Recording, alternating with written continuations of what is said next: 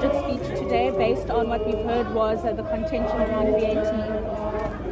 Well, the postponement of budget today has rendered Parliament useless. It has got no authority because budget, whether you agree on it or not, you must bring it here so that it can be debated and ultimately adopted. So there is no government, because if you don't adopt budget, it's clear the government has collapsed.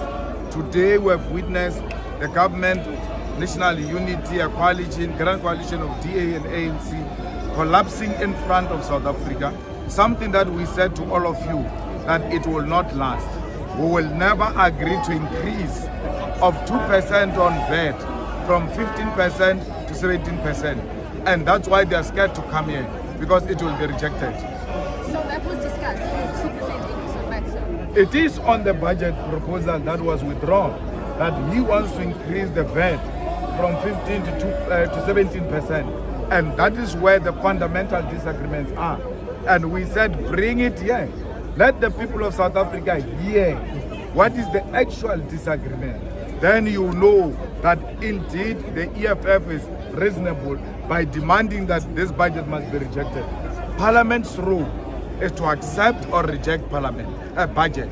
It doesn't have to be perfect. Bring it to Parliament, let it debate it, let it amend it. Where we agree, then postpone those matters and take them out of a budget. But today, we have seen Parliament being rendered useless, where it's supposed to exercise its oversight on the executive. It gets told by the executive there is no budget.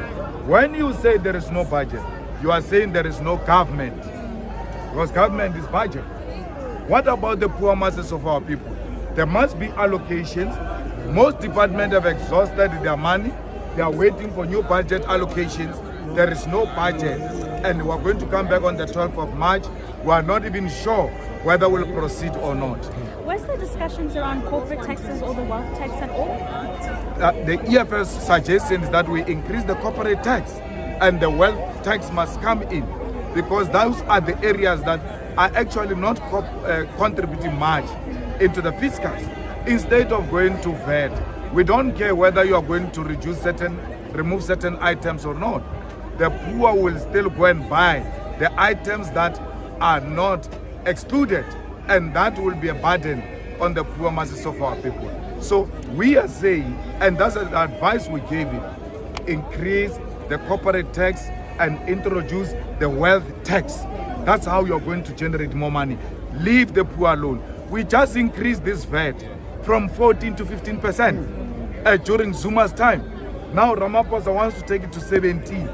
No one seems to be thinking for the poor of the poorest. So you would be aware that the rest of the world is